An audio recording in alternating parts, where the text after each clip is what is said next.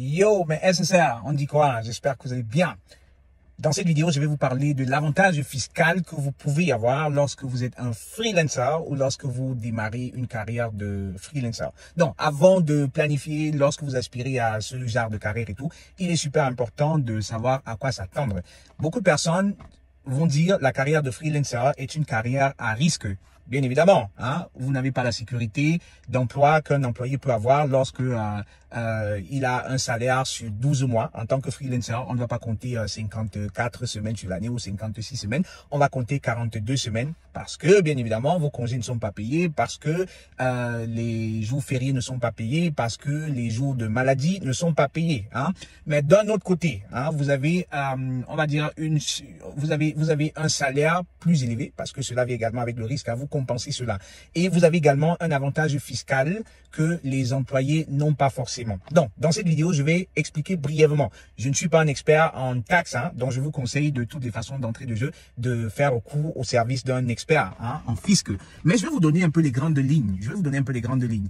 On va partir sur la base d'un salaire brut hein, annuel de 100 000 euros. Ça, c'est pour faciliter les calculs parce que vous savez, hein, c'est bien au-delà des 100 000. Je vous ai donné quelques exemples de personnes que j'ai accompagnées, notamment, je suis très fier d'elle, une de mes SSA, qui employée avait 75 000, mais a pu sécuriser un contrat dans lequel elle passe à 180 000. C'est-à-dire que c'est plus que doublé. Hein. Et dans son cas, justement, les avantages fiscaux peuvent être... Comment je vais dire ça? Ça va booster en fait hein, que son net en fin de compte soit plus élevé. Donc, est-ce que un employé ou un freelancer, consultant, appelez ça comme vous voulez, qui des deux a une plus grande charge au niveau des impôts?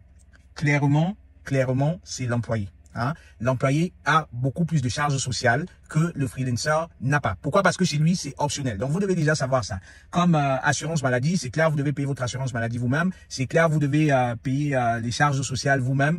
Vous devez payer également vos impôts vous-même. Généralement, cela se passe sur un trimestre hein, ou bien des mois. Vous payez en avance et puis en fin d'année, vous faites votre déclaration. Donc, votre conseiller fiscal va vous expliquer tout cela. Mais l'idée dans cette vidéo, c'est partant de 100 000 euros hein, de salaire annuel, on va dire de revenus, appelons ça un revenu, de revenus annuels. Vous n'allez pas être taxé sur votre revenu, mais vous allez être taxé sur le bénéfice. Hein. Donc, pendant que l'employé est taxé sur le Einkommensteuer, c'est-à-dire sur son revenu total, si vous faites 100 000 euros en tant qu'employé, vous allez être taxé sur 100 000 euros. Par contre, lorsque vous êtes un freelancer, vous n'êtes pas taxé sur 100 000 euros, vous êtes taxé sur le bénéfice. C'est-à-dire qu'on va retirer toutes vos charges de freelancer et c'est la différence qui va être taxée. Je vous donne un exemple.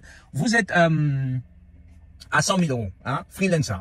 Vous avez des charges comme charge de téléphone, charge de laptop, charge de bureau, charge de tout ça. Hein. On va mettre tout ce qui est logiciel, informatique, tout ce qui est IT. Hein. On va mettre ça à, disons, 4 000 euros. Hein.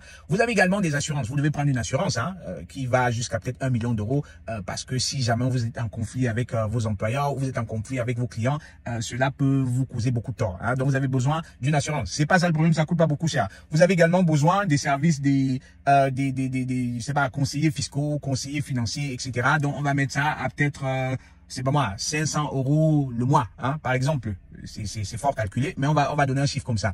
Donc, on va dire que vous vous retrouvez en fin d'année avec des charges, disons, de 20 000, 25 000 euros, incluant une voiture de service. Hein. Vous connaissez la fameuse règle des 1%. C'est-à-dire que vous allez acheter une voiture de service parce que vous êtes consultant, vous devez vous déplacer, aller chez les clients, vous n'allez pas faire ça avec votre voiture privée, vous allez mettre ça sur le compte de l'entreprise. Hein. Et là, c'est un gros avantage parce que si vous achetez la voiture, disons, vous faites dans le luxe, hein, vous aimez le luxe, comme moi. Vous voulez faire dans le luxe, vous allez vous acheter une voiture à 65 000 euros, 80 000 euros pour ceux qui sont vraiment, mais vraiment dans le délire. On va parler ici d'une dépréciation. Hein, c'est-à-dire que généralement, la voiture, elle va être calculée ou elle va être dépréciée sur 6 années. Hein.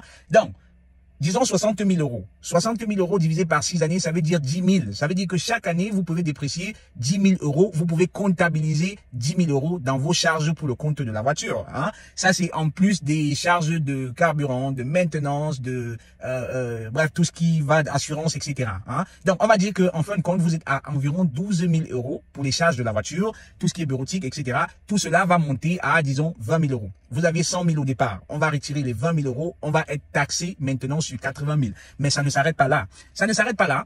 Pourquoi? Parce que en tant que freelancer, Comme je l'ai dit, vous avez déjà le Einkommensteuer que vous devez payer. Ça, c'est la taxe sur le revenu, qui n'est pas le revenu total, mais dans le cas de freelancer sur le bénéfice.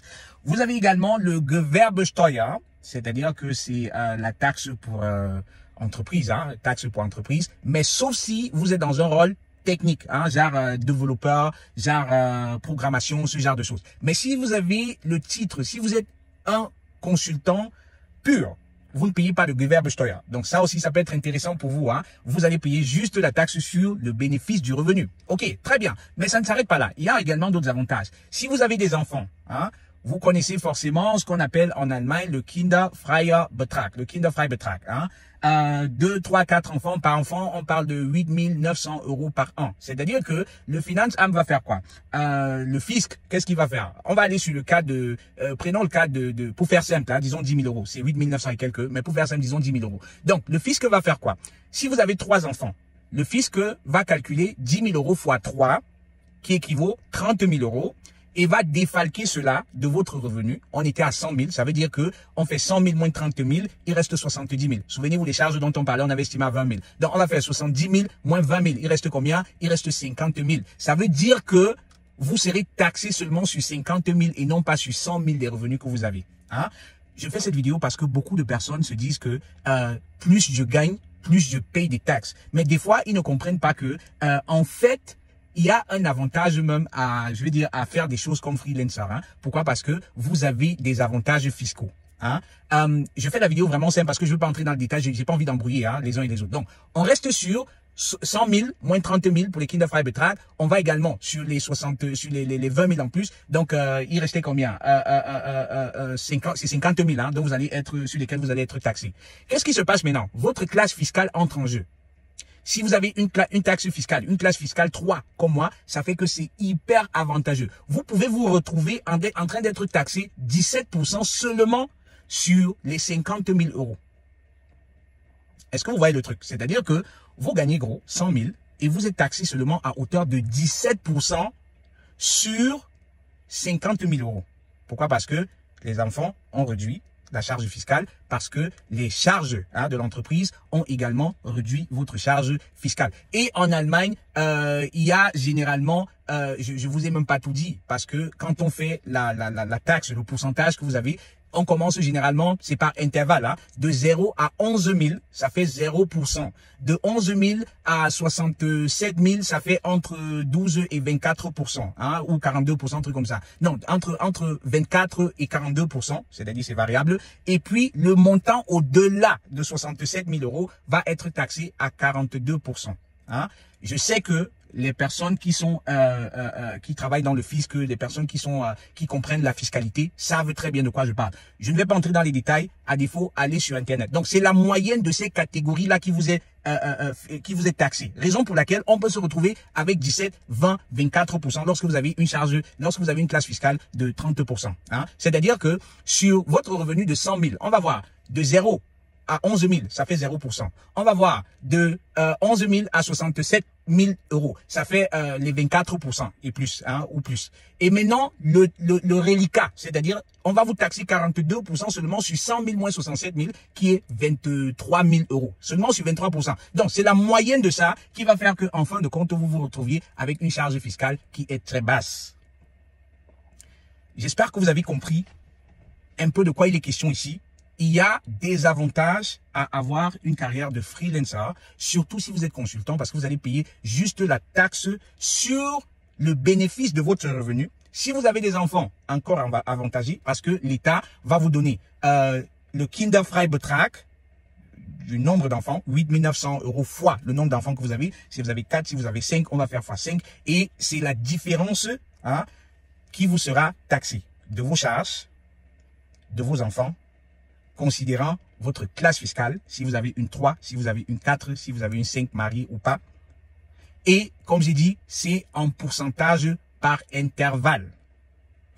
Dites-moi ce que vous en pensez. Les experts en finance, les experts en taxes, J'attends vos commentaires. Je sais que vous savez très bien de quoi je parle. Peut-être que je n'ai pas tout dit. Peut-être qu'il y a des éléments qui me manquent. Donc, merci de compléter. Hein. Et si vous avez besoin de démarrer une carrière de freelancer, merci de me contacter. J'ai avec grand succès accompagné plusieurs personnes dans ce domaine qui aujourd'hui se font beaucoup d'argent parce que je suis convaincu qu'il y a beaucoup d'argent à se faire ici dehors. Il faut juste avoir les bons outils hein, et avoir un peu de courage parce que la chance sourit aux audacieux. Allez les amis, contactez-moi et avec plaisir, on va travailler sur votre cas particulier. C'était Constantin pour vous hisser au sommet de votre carrière professionnelle. Portez-vous très bien et à très vite. Ciao.